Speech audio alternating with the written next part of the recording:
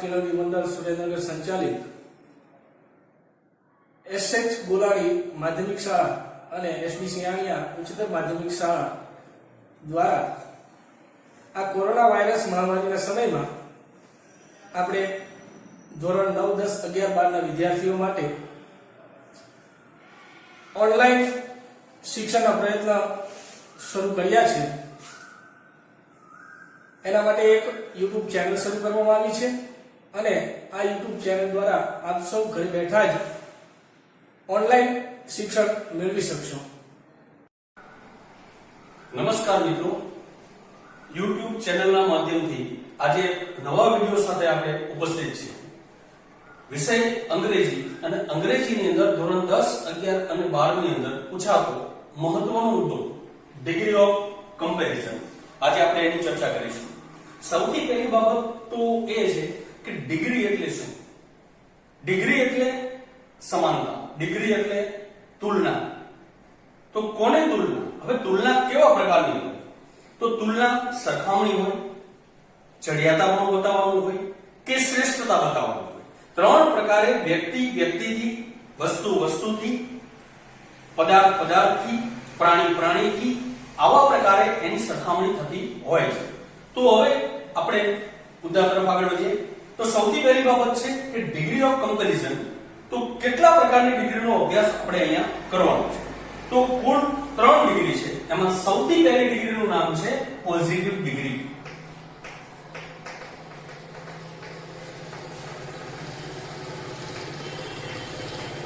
Positive degree આ એક સમાનતાવાચક degree છે.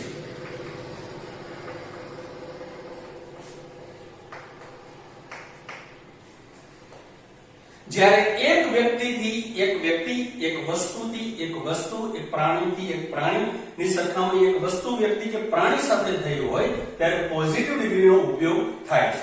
બીજી વાત કે ફંક્શનલ ગ્રામરની અંદર આપણને ફંક્શન ઓળખવા માટે તો કયા એવા શબ્દો છે કે જેના કારણે આપણને ડિગ્રીની ઓળખ થાય? તો પોઝિટિવ ડિગ્રી કયા કયા શબ્દોથી બને છે એની થોડીક સમજ મેળવી લઈએ. તો પોઝિટિવ ડિગ્રી બનવા માટે સૌથી અગત્યની વસ્તુ છે એઝ, વિશેષણ એઝ, સો, વિશેષણ એઝ, તેમજ વાક્યની શરૂઆતમાં વેરી ફ્યુ અને વાક્યની શરૂઆતમાં નો ઓર્ડર. પોઝિટિવ ડિગ્રીનું વાક્ય આ 4 વાક્ય રચનાઓથી બને છે, જેમાં એઝ વિશેષણ એઝ હકાર વાક્ય માટે, સો વિશેષણ એઝ નકાર વાક્ય માટે, એઝ વિશેષણ એઝ અને સો વિશેષણ એઝ માત્ર આનો ઉપયોગ ત્યારે જ કરવાનો છે કે જ્યારે એક વ્યક્તિની સરખામણી એક વસ્તુ, એક વ્યક્તિની સરખામણી એક વ્યક્તિ, એક વસ્તુની સરખામણી એક વસ્તુ, પ્રાણીની સરખામણી એક પ્રાણી સાથે થઈ હોય તો. પરંતુ હવે જો સરખામણી એક વ્યક્તિ, વસ્તુ કે પ્રાણી કે પદાર્થની વસ્તુ કોઈ સરખામણી સાથે થઈ હોય તો વાક્યની શરૂઆતમાં વેરી ફ્યુ અથવા નો અધર મુકાય. વેરી ફ્યુ ક્યારે મુકાય છે? તો કે વેરી ફ્યુ જ્યારે સમૂહ બહુવચન હોય ત્યારે વેરી ફ્યુ મુકાય છે અને જ્યારે સમૂહ એક વચન હોય ત્યારે નો અધર મુકાય છે. સૌથી પહેલા આપણે એઝ વિશેષણ એઝ અને સો વિશેષણ એઝ ની વાત કરીએ. ફોર એક્ઝામ્પલ વાક્યમાં આપ્યું છે મનુ ઇઝ એઝ. વાક્યની શરૂઆત આ રીતે આપી છે. અહીંયા એઝ બતાવે છે કે આપેલું વાક્ય છે એ પોઝિટિવ ડિગ્રીનું છે. તો આપણે શું કરશું કે ભાઈ મનુ આપેલો છે તો મનુ ઇઝ એઝ, મનુ માટે આપણે યોગ્ય વિશેષણનો અથવા તો એડજેક્ટિવનો પ્રયોગ કરીશું. તો Manu is as toll as Kanu. મતલબ મનુ કનુ જેટલો જ ઊંચો છે. એટલે કે અહીંયા મનુ અને કનુની સરખામણી કરવામાં આવી છે. બીજી વાત, અહીંયા સામે એક એક પાત્ર છે, એટલા માટે માત્ર એઝ વિશેષણ એઝ નો જ ઉપયોગ થયો છે. પરંતુ જો આ વાક્યને નકાર બનાવવું છે તો આપેલ ટુ બી ના રૂપ કે ક્રિયાપદ પછી વચ્ચે નોટ મૂકી દેવાથી વાક્યનો ભાવાર્થ નકાર બની જાય છે. For example Manu is not so as નીકળી જશે, સો ટોલ એઝ કનુ. પરંતુ હવે જો સરખામણી કોઈ વ્યક્તિ સાથે નહીં. માની લો કે વાક્યની શરૂઆત વેરી ફ્યુ અથવા નો અધર થી આપેલી છે, તો વાક્યની શરૂઆત કઈ રીતે કરીશું? ફોર એક્ઝામ્પલ, વાક્યની શરૂઆતમાં આપેલું છે વેરી ફ્યુ અને આપેલું છે બોય. અહીંયા બોય છે એ છોકરાઓનો વર્ગ બતાવે છે, પણ અહીંયા બોય છે એ એકવચનમાં છે. પરંતુ નિયમ પ્રમાણે વેરી ફ્યુ પછી હંમેશા જે સમૂહ આપેલો છે એ સમૂહ બહુવચનમાં મુકાય. તો આપણે શું કરીશું? વેરી ફ્યુ બોયઝ, અહીંયા બોયઝ મૂક્યું છે, બહુવચન કર્યું એટલે ટુ બી ના રૂપ આર અથવા વેર નો ઉપયોગ થશે. Very few boys are were so clever as, અને બોયના વર્ગનું કોઈ પણ એક વ્યક્તિનું નામ આપણે પાછળ લખવાનું છે. નામ તમે કોઈ પણ લખી શકો છો, પણ છોકરાના વર્ગનું નામ ત્યાં હોવું જરૂરી છે. આપણે લખ્યું અહીંયા મનન. હવે માની લો કે વાક્યની શરૂઆતમાં નો અધર આપેલું છે, તો આપણે શું કરીશું? નો અધર પછી હંમેશા જે સમૂહ છે એ એકવચનમાં આવે. તો આ વાક્ય છે, અહીંયા શું થઈ જશે? બોય. અહીંયા બોય છે એટલે ટુ બી ના રૂપ આર અને વેર ની જગ્યાએ શું થઈ જશે? ઇઝ અથવા was. No other boy is અથવા was as clever as Manan. ધ્યાન રાખો વિદ્યાર્થી મિત્રો, જ્યારે એક વ્યક્તિથી એક વ્યક્તિ, એક વસ્તુથી એક વસ્તુ, એક પ્રાણીથી એક પ્રાણી અથવા તો કોઈ પણ એકની સાથે એકની સરખામણી છે અને સમાનતા બતાવવાની છે, ત્યારે માત્ર ને માત્ર એઝ વિશેષણ એઝ નો જ ઉપયોગ કરવાનો છે. સો વિશેષણ એઝ નો ઉપયોગ કરવાનો છે. પણ એઝ વિશેષણ એઝ હકાર વાક્ય માટે વપરાય છે, સો વિશેષણ એઝ નકાર વાક્ય માટે વપરાય છે. એક વાત ખાસ યાદ રાખવાની છે કે વાક્યની અંદર વેરી ફ્યુ અને નો અધર નો ઉપયોગ ત્યારે જ કરવાનો છે કે જ્યારે એક વ્યક્તિ, એક વસ્તુ, પ્રાણી કે પદાર્થની સરખામણી કોઈ સમૂહ સાથે થઈ હોય. ફોર એક્ઝામ્પલ, તમે અહીં જોઈ શકો છો બોય. બોય એટલે છોકરો. તો છોકરા તો ઘણા બધા છે, પણ એના વર્ગનો એક મનન. અહીંયા સમૂહમાંથી કોઈ એકની પસંદગી હોશિયાર તરીકે બતાવી છે એટલે અહીં સમૂહ બોલ. પણ સાથે એ પણ યાદ રાખવાનું છે કે ભાઈ વેરી ફ્યુ છે એની સાથે હંમેશા સમૂહ કેવો મુકાય છે? બહુવચન. અહીંયા બહુવચન મુકાય એટલે ટુ બી ના રૂપ પણ કેવા મુકાશે? બહુવચનમાં મુકાશે. એના પછી સો વિશેષણ એઝ અને પછી વ્યક્તિ કે વસ્તુનું નામ. નો અધર થી જ્યારે આપણે વાક્યની શરૂઆત કરીએ ત્યારે સમૂહ કેવો થઈ જશે? એકવચન. એકવચન સમૂહ થાય છે એટલે ટુ બી ના રૂપ કેવા મુકાશે? ઇઝ અથવા વોઝ એઝ ક્લેવર એઝ મનન. નમસ્કાર મિત્રો, ગયા વિડિયોની અંદર આપણે ડિગ્રી વિશે ભણ્યા. ડિગ્રીની અંદર પોઝિટિવ ડિગ્રીની સમજ મળી.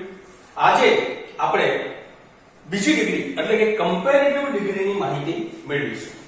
તો કમ્પેરેટિવ ડિગ્રી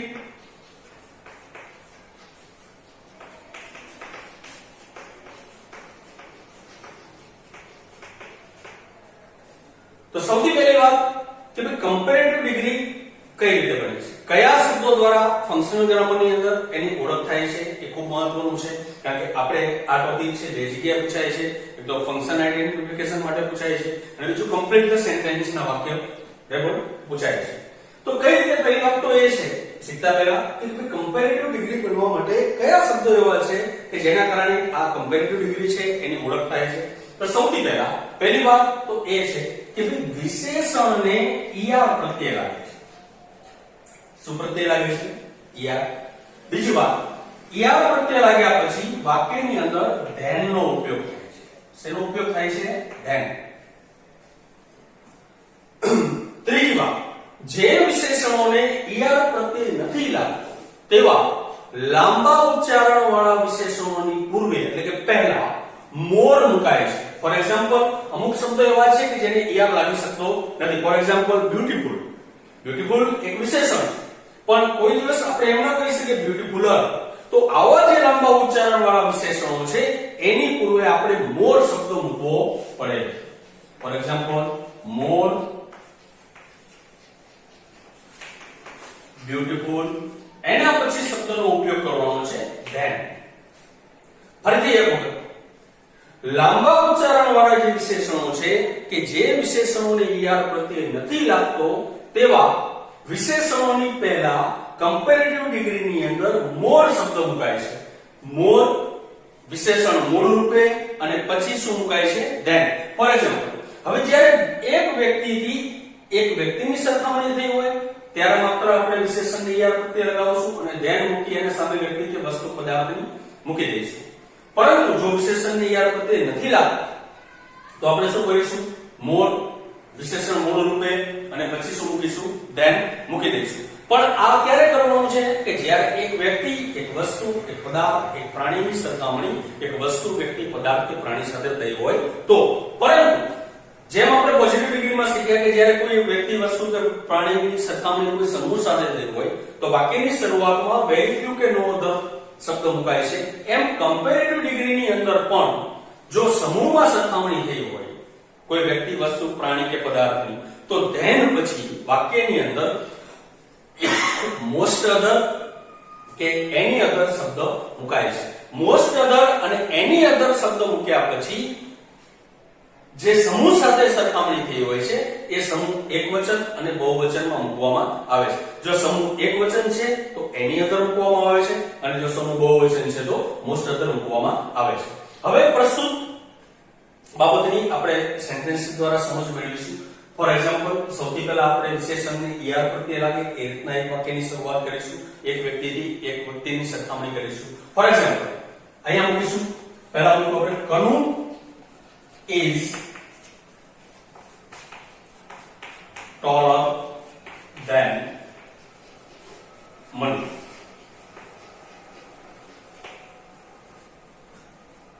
કનુ મનુ કરતા ઊંચો છે. જો અહીંયા વિશેષણને કયો પ્રત્યય લાગ્યો છે? ER.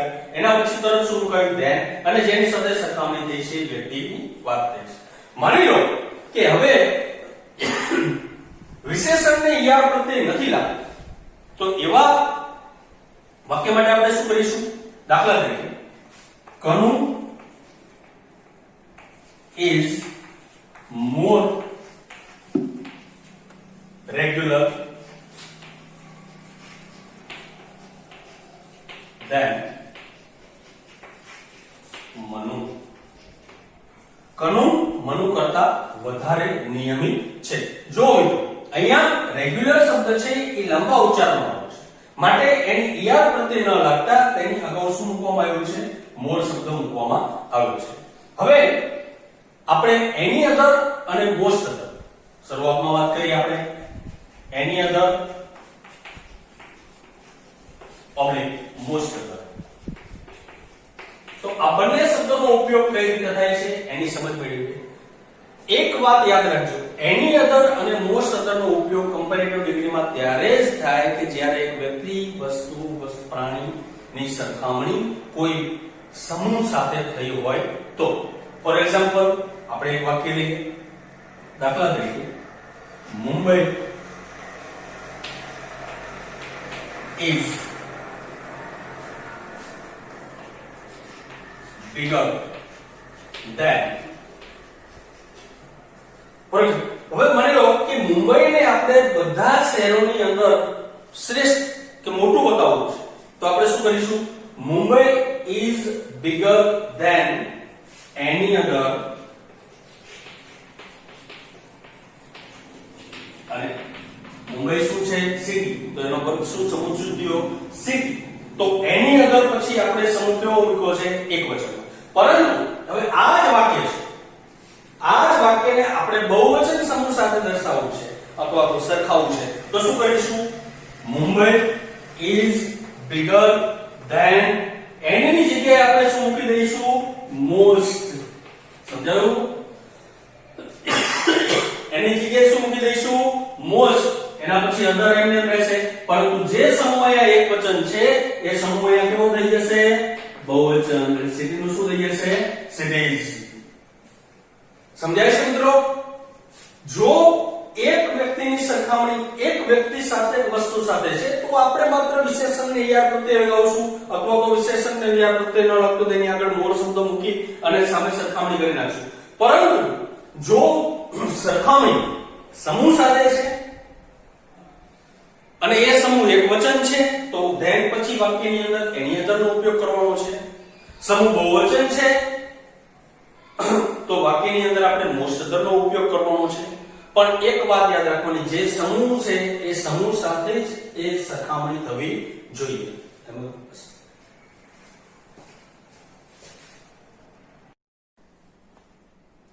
નમસ્કાર મિત્રો, ડિગ્રીના આજ ત્રીજા અધ્યાયમાં પાર્ટ 3 ની અંદર આપણે ભણીશું ધ સુપરલેટિવ ડિગ્રી. જેમ અગાઉના પીરિયડની અંદર આપણે પોઝિટિવ ડિગ્રી, કમ્પેરેટિવ ડિગ્રી, એમ આ ત્રીજા પાર્ટની અંદર આપણે સુપરલેટિવ ડિગ્રીનો અભ્યાસ કરીશું. સૌથી પહેલી ડિગ્રીની અંદર પણ આપણે નવા શબ્દની માહિતી આપી, જાણીતી, સમજી. એમ સુપરલેટિવ ડિગ્રીની અંદર પણ એના ઓળખ શબ્દો મહત્વના છે.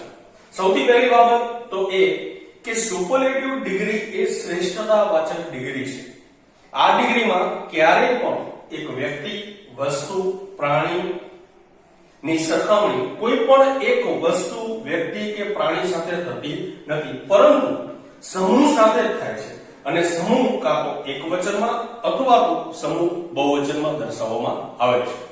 સૌથી પહેલા વાત કરીએ તો આના ઓળખ શબ્દોની અંદર, જેમ કમ્પેરેટિવ ડિગ્રીની અંદર વિશેષણને er પ્રત્યય લાગતો હતો અને એના પછી ધેન મુકાતું હતું, એની જગ્યાએ સુપરલેટિવ ડિગ્રીની અંદર વિશેષણને est પ્રત્યય લાગે છે. est. જેમ કમ્પેરેટિવ ડિગ્રીની અંદર જે વિશેષણો લાંબા ઉચ્ચારણ વાળા છે એ વિશેષણોને પહેલા મોર શબ્દ મુકાતો હતો, એમ આ ડિગ્રીની અંદર પણ કે જે લાંબા ઉચ્ચારણ વાળા વિશેષણો છે તેની પહેલા ધ મોસ્ટ શબ્દ મુકાય છે. ધ મોસ્ટ પ્લસ વિશેષણ મૂળ રૂપે. આ ડિગ્રીમાં પણ સરખામણી એક વચન સમૂહ સાથે અથવા તો સરખામણી બહુવચન સમૂહ સાથે દર્શાવવામાં આવે છે. ફોર એક્ઝામ્પલ, આપણે એક ઉદાહરણ દ્વારા આને સમજીએ કે આ વાક્ય રચનાઓ કયા પ્રકારે બને છે. ફોર એક્ઝામ્પલ,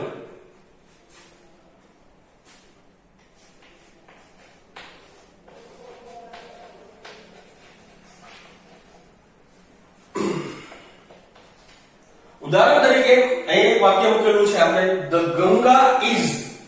અહીંયા ધ શબ્દનો ઉલ્લેખ થવાથી આ કોઈ વ્યક્તિ કે સ્ત્રીનું નામ નથી. ધ છે એટલે એનો મતલબ કે આ ભારતની પ્રખ્યાત નદી ગંગાનું નામ છે, ધ ગંગા. હવે ગંગા નદી માટે આપણે વિશેષણનો ઉપયોગ કરીશું. નદી છે તો નદી માટે વાઇડ, લોંગ, ડીપ વગેરે વિશેષણોનો ઉલ્લેખ આપણે કરી શકીએ. તો અહીંયા આપણે લોંગેસ્ટ રિવર એવું દર્શાવવા જેવું છે તો એનો સમૂહ નદી છે તો નદીના સમૂહને શું કહેવાય? નદીઓ અથવા નદીઓ. તો અહીંયા આ વાક્ય બનાવવું છે તો કેવી રીતે બનશે? The Ganga is. સૌથી પહેલા આપણે શું મૂકીશું? The longest river. ગંગા લાંબી નદી છે. આ વાક્યની અંદર થોડો ફેરફાર કરતા, થોડું વધારે ઉમેરીએ તો હવે આગળ લખીએ તો river in India. પરંતુ આ વાક્યની અંદર આપણે સમૂહ એક વચનમાં દર્શાવ્યો છે એટલા માટે કે વાક્યની અંદર વન ઓફ શબ્દનો પ્રયોગ થયો નથી. જો વાક્યની અંદર, ડિગ્રીના વાક્યની અંદર વન ઓફ શબ્દનો પ્રયોગ કર્યો હોય, વન ઓફ, તો સમજી જવાનું કે આ વાક્ય સુપરલેટિવ ડિગ્રીનું છે. અને સાથે એ પણ સમજવાનું છે કે જ્યારે વાક્યમાં વન ઓફ વપરાયેલું હોય ત્યારે સમૂહ હંમેશા બહુવચનમાં જ મુકાય. For example, the Ganga is to be ના રૂપ પછી જો અહીંયા કદાચ વન ઓફ શબ્દનો ઉપયોગ થયો છે, વન ઓફ ધ લોંગેસ્ટ, અહીંયા શું થઈ જશે? Reverse in India. બીજા ઉદાહરણ દ્વારા આપણે સમજીએ. મહારાણા પ્રતાપ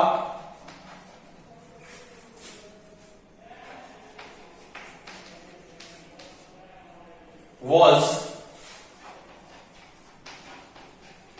one. માની લો કે પરીક્ષાની અંદર તમને આ પ્રમાણે વાક્ય આપેલું છે, મહારાણા પ્રતાપ was one.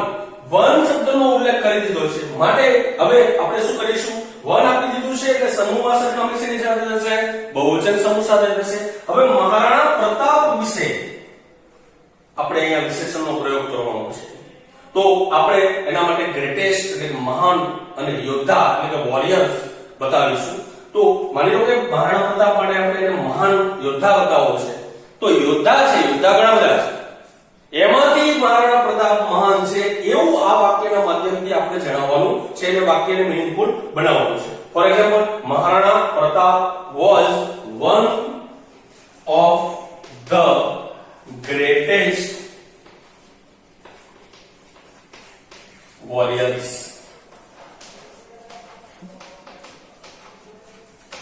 મહારાણા પ્રતાપ મહાન યોદ્ધા હતા. ઓર બીજી એક બાબત, જો વાક્યની અંદર કદાચ આ વન ઓફ શબ્દનો પ્રયોગ થયેલો નથી તો પાછળ આપેલો જે સમૂહ છે એ સમૂહ કેવો થઈ જશે, એકવચન. વિદ્યાર્થી મિત્રો, હવે આપણે degree, positive degree, comparative degree અને સુપરલેટિવ ડિગ્રી એના માધ્યમથી હવે આપણે મિક્સ એક્સરસાઇઝ કઈ રીતે વાક્ય ઓળખાય, કયું વાક્ય કઈ ડિગ્રીનું છે એ ઓળખવા માટે સૌથી પહેલી અને અગત્યની બાબત એ છે કે આપેલ વાક્ય, કૌંસમાં તમને સૂચના આપી છે કમ્પેરિંગ ઓબ્જેક્ટ્સ, તો સૌથી પહેલા તો આપણી ભૂમિકા શું રહેશે કે સૌથી પહેલા તો વાક્ય કઈ ડિગ્રીનું છે ઓળખવાનું છે. અગાઉના પિરિયડની અંદર આપણે જોયું તે પ્રમાણે દરેક ડિગ્રીની અંદર એના ઓળખ શબ્દ આપેલા હોય છે, તો એ ઓળખ શબ્દને ઓળખી અને પછી આપણે વાક્યને એની યોગ્ય ડિગ્રીની અંદર બનાવી અને વાક્યને અર્થપૂર્ણ બનાવવાનું હોય છે. ફોર એક્ઝામ્પલ, અહીં પ્રથમ વાક્ય આપેલું છે ઇન્ડિયા ઇઝ મોર. હવે અહીંયા શબ્દ આપેલો છે મોર, તો આપણે બધા જાણીએ છીએ કે મોર શબ્દ એ કમ્પેરેટિવ ડિગ્રીનો છે, પણ અહીંયા કમ્પેરેટિવ ડિગ્રીનો છે, સાથે આપણે એ પણ ધ્યાન રાખવાનું છે કે અહીંયા મોર શબ્દ મૂકેલો છે, મતલબ કે વિશેષણને ઈઆર પ્રત્યે લાગવાનો નથી. વિશેષણ ઈઆર પ્રત્યે ન લાગે એટલે આપણે વિશેષણ લાંબા ઉચ્ચારણ વાળું પસંદ કરવાનું છે. કોના માટે પસંદ કરવાનું છે, ઇન્ડિયા માટે.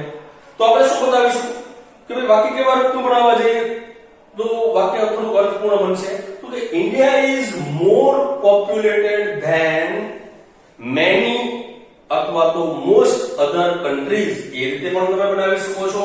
બીજી રીતે એનીનો ઉપયોગ કરવો છે તો કઈ રીતે બનાવી શકો છો, India is more populated than any other country.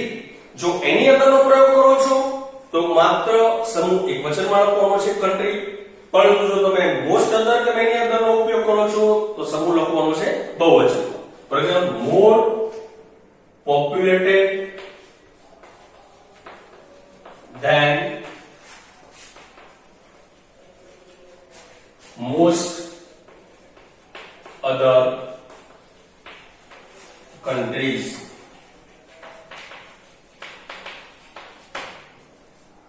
જો તમે એક વચન સમૂહમાં લખવા જાઓ છો તો ધેન સુધી વાક્યને એમને લઈ જવાનું છે. ધેન પછીના વાક્યને અહીંયા આપણે મૂકશું એની અધર અને એની જગ્યાએ કન્ટ્રીઝ ની જગ્યાએ શું કરી નાખશું, અહીંયા કન્ટ્રી.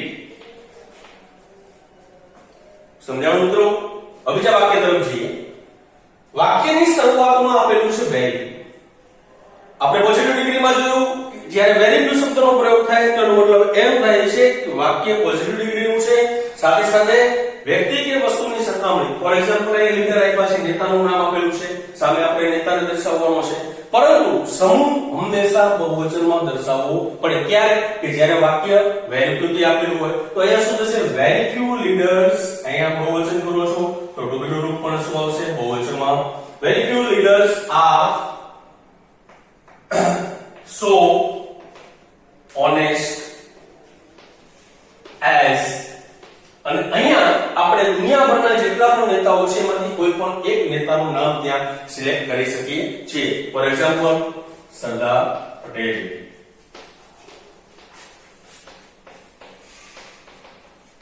આ વાક્ય બીજા કોઈ પણ રીતે બનવું સંભવ નથી. કમ્પેરેટિવ ડિગ્રીની અંદર આપણી પાસે ચોઇસ છે, એની બનાવી શકીએ છીએ, મોસ્ટલી બનાવી શકીએ છીએ, પણ અહીંયા વેરી ફ્યુ આવતા પોઝિટિવ ડિગ્રી છે એટલે માત્ર પોઝિટિવ ડિગ્રીથી જ બનશે. અહીંયા આપણે નેતા માટે, સરદાર પટેલ માટે ઓનેસ્ટ વિશેષણનો પ્રયોગ કર્યો છે અને નેતાઓની અંદર સૌથી સરદાર પટેલને સૌથી આપણે પ્રામાણિક નેતા તરીકે ગણાવ્યા. હવે ત્રીજા વાક્ય તરફ જઈએ. ત્રીજા વાક્યની શરૂઆતમાં તમે જોયું નો અધર શબ્દનો ઉલ્લેખ કરેલો છે. નો અધર એ પણ પોઝિટિવ ડિગ્રીનો શબ્દ છે. નો અધર આવે એટલે સમૂહ કેવો થઈ જાય છે? એકવચનમાં થઈ જાય છે. તો અહીંયા નો અધર સ્ટુડન્ટ, તો ટુ બી નો રૂપ એકવચન હોવાથી શું થઈ જશે? એકવચનમાં આવશે. No other student is as regular as. હવે શું કરીશું કે સ્ટુડન્ટના વર્ગનો કોઈ પણ એક વિદ્યાર્થીનું નામ આપણે પાછળ લખીશું. For example Mahesh.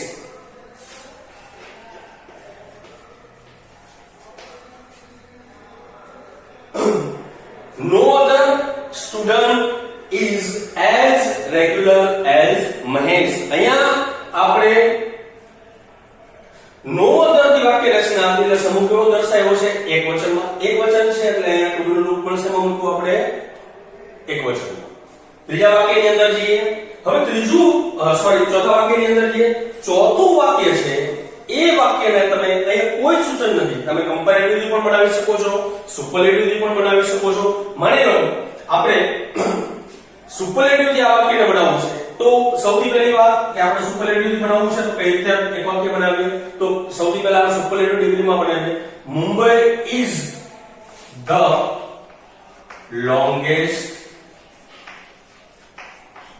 હવે Mumbai is the longest. Mumbai શેમાં આવે છે કે સમૂહને શું કહેવાય? ઉપર આપણે જોયું જેમ દેશ છે તો કન્ટ્રી લખ્યું, મુંબઈ છે તો એ શું લખાશે? સિટી. પણ અહીંયા વનોપનો પ્રયોગ થયો નથી એટલે માત્ર સમૂહ કેવો આવશે? એકવચન. હવે આ જ વાક્યને આપણે વનોપથી બનાવીશું તો કઈ રીતે બનશે?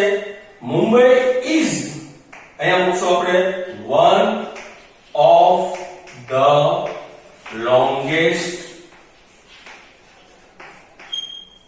અને સિટીની જગ્યાએ અહીંયા શું થઈ જશે? સિટીઝ. અહીંયા સમૂહ વનોપ છે એટલે સમૂહ કેવો દર્શાવવાનો છે?